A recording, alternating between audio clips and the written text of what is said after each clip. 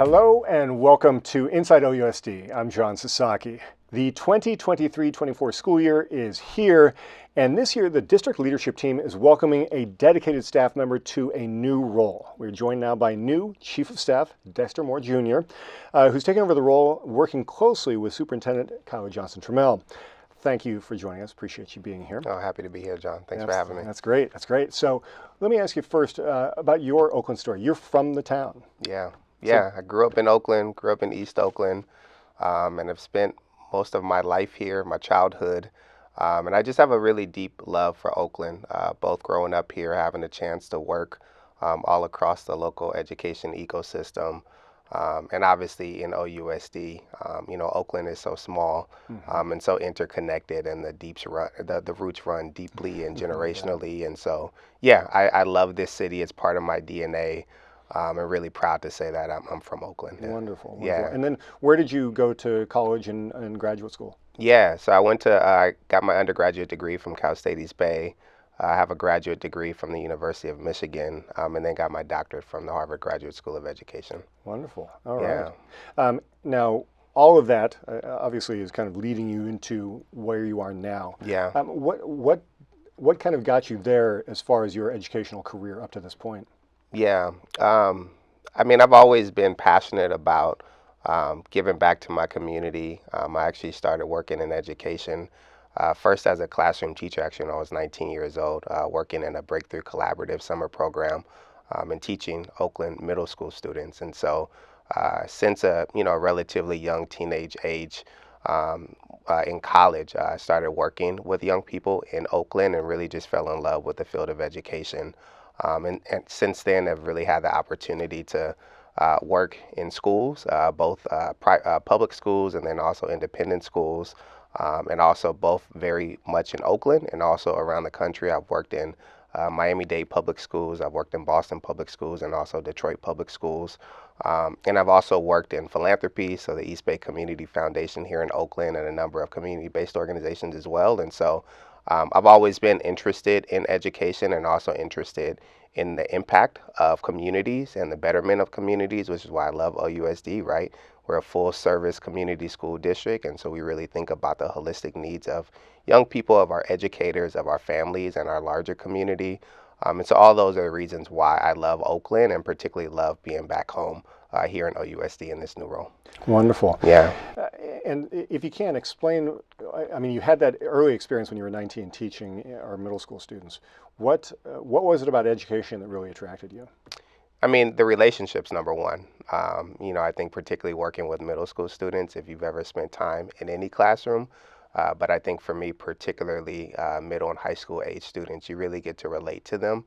I think at that point in my life, I had what we call a near peer connection too. And so having those really strong relationships with young people, they're good mirrors for you, right? And so oftentimes we don't see our habits, good and bad, and they will ruthlessly reflect those back to you. And so I think relationships with students is one, seeing how students really grow and develop. I recently went to a graduation for one of my former students who just finished getting her BA at Cal Poly, and she was reminding me of things I would say in the classroom that I don't even remember. And so also students are impressionable when they pick up the little things, right, of the subtleties, but they're big to them. And so really just being able to sow into young people and know that every day counts, every minute counts, every lesson. That's really important to me and has drawn me to education. Wonderful. I do want to point out that my first job actually officially in education was a security guard at a middle school in San Diego. So right there with you. Just love connecting with the kids. Yeah, and I always say, if I may, that oftentimes it's those roles outside of the classroom, whether you're a bus driver, a food service worker, a paraprofessional, a family volunteer, that really lock in those relationships, right? And oftentimes they can gauge how our students are doing. Something's off about them today and what's going on at home. And so, those relationships all across the board really matter. No doubt, no doubt. All right, so let's talk about your job. Can you tell me what a chief of staff is? Yeah, well, first of all, the chief of staff is a position that, depending on the context, can look different in many different contexts. So here in Oakland, the chief of staff role is really meant to support driving the implementation and the execution of priority projects on behalf of our superintendent, on behalf of our board, and on behalf of our district. So I work really hand in glove with our superintendent on the implementation of our strategic priorities aligned to our strategic plan. I also help to lead all of our legislative and governance and advocacy at the state level. I also help to support our communications team and also helping to really lead and support our various community partnerships who work in service of our strategic priorities as a district. So I really work to support our superintendent hand in glove however she needs, and sometimes that's blocking, sometimes that's tackling, but really sitting at the 50,000-foot level, seeing our system, seeing where our gaps are, and how we can get more efficient, how we can become more effective in service of our students and families. Fantastic. And so you alluded to the strategic plan, and obviously the four big pillars are joyful schools, diverse and stable staff, et cetera, right? What, if you can enumerate, what are some of the other big issues that you really see here in OUSD that we really need to tackle? Yeah, I mean, one of the things that's top of mind for all of us right now, and is certainly a big part of my portfolio, is to really focus on the safety of our students, and really the safety of our staff as well, and the safety of our school communities. And when we think about safety, that fits squarely in joyful schools, but it also is creating the conditions, right, for learning and teaching and belonging. And so thinking about the physical safety, but also the psychological safety of our students and our educators. And so that's one big priority that's important to us, and really knowing that we can do what we can as a district, but also knowing that we need to really lean into our partnerships with government. And so a lot of my work is working with our new administration, which safety is a big priority for them too, to really figure out how we can have a holistic support or a holistic approach to public safety across our city, including in our schools. So that's one priority. Yeah, and because the schools are really microcosms of our city. That's right. And they're certainly reflective of what's going on in the community around them. So when something bad is happening in the community, even just down the block, it can really impact a school. So in working through that partnership with the city, how can we collectively get us on a better footing, because this is such a profound issue that we're dealing with right now? Yeah, I mean, I think you said it right. Like, we live in a community where our neighbors are our students, right?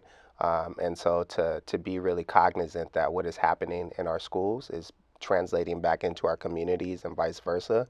And so therefore having a holistic approach to work hand in glove and walk alongside each other and really developing systems to approach public safety, not just from a punitive perspective, but also from a preventative perspective as well, and thinking about what are both the upstream conditions and what are the downstream interventions that we need to address safety for our young folks, including violence prevention and interrupting violence before it begins. So yeah, just really working in partnership with both our city, but also our county probation and other stakeholders to support a citywide safety approach. Attendance and enrollment are two really big issues here in the district. And if you can, tell me why we're so focused on them and how they impact our students, our staff, our families, and really the district as a whole. Yeah, I mean, pragmatically speaking, right, we are funded by both attendance and enrollment. And so from a dollars and cents perspective, the less enrollment we have, the less dollars we have to put programs in our schools on behalf of our young people, and the same with our ADA, with our average daily attendance. And so just pragmatically speaking, that's one reason why it's important. But I think if we think about what it means to be in school and what it means to be outside of school, school is where all of our young people need to be. It's where they're nurtured, it's where they're seen, it's where they're loved, and it's where they're developed, both as learners, but also as citizens in our world. And so it's just really important that young people have strong attendance so that they are proactively doing what they can to have as great of an educational experience as possible. We're also not naive to the realities that get in the way of strong attendance for our young people, particularly when we think about some of our focal students, like our unhoused students, our students who are in foster youth, and also our newcomer students who sometimes have to make really also pragmatic decisions about why they may or may not decide to go to school on any given day or in any given time frame, particularly around working, day laboring, taking care of family commitments, thinking about just what are the tier one things that they need to survive and thrive in terms of housing and other things. And so I think as we move into the 21st century of education, we're already there, but how do we think about technology and leveraging that to create more options, right? We created our SJT model during the pandemic. And I think that both locally and nationally, there's a real need for some flexibility to still engage in your learning and also still have the capacity to do the things that you need to do, depending on your situation. So I think those are some of the things that impede attendance. So I would say that. To be clear, you mentioned SJT, that's Sojourner Truth, That's right. our remote learning school, and that's been a really great benefit to a lot of our schools, a lot of our students. That is, I remember talking to some of our students at their graduation, who it was a graduation or one of our events. I met some of the SJT graduates, and they were just telling me how it really enabled them to really focus on their education, even though they weren't present. Yeah. They could be pretty much anywhere in the world, and they could still tune into the Zoom to get aligned with their teachers and their classmates. So it really is a great avenue for some of our kids who maybe have to have those work obligations met and the family obligations met. So. That's right. And if we think about also just the future of learning and the future of work, that is the reality for us, right?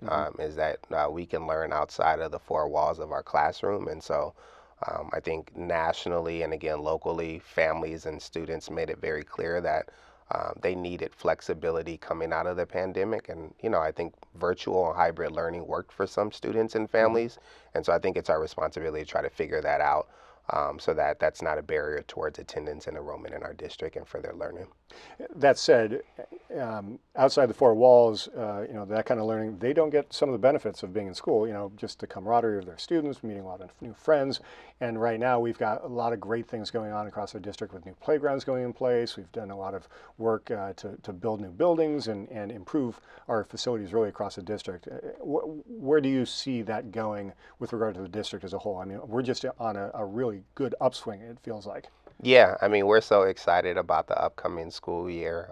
Obviously, we had recently, we welcomed back all of our leaders and our new teachers, and our school sites are getting back up to welcome our students. And so we're excited for the beginning of the year, and we're also really excited about some of the really blooming and blossoming partnerships that we have developed over time and continue to strengthen. I think that's a really beautiful thing about Oakland, the city and the district, is that people love this place and they want to see it be better and they want to be a part of that change. And so whether it's building playgrounds or improving cafeterias or providing culturally relevant and reflective literacy kits for our students, we just have a plethora of partners who are committed to that, and we're so grateful for them. Fantastic. All right, that you've covered a lot there. So thank you so much. Congratulations on the new position. We look forward to working with you closely, and I know lots of our students are looking forward to getting to meet you as well. So thank you, Mr. Moore, and thank you for joining us. We will see you next time on another episode of Inside OUSD.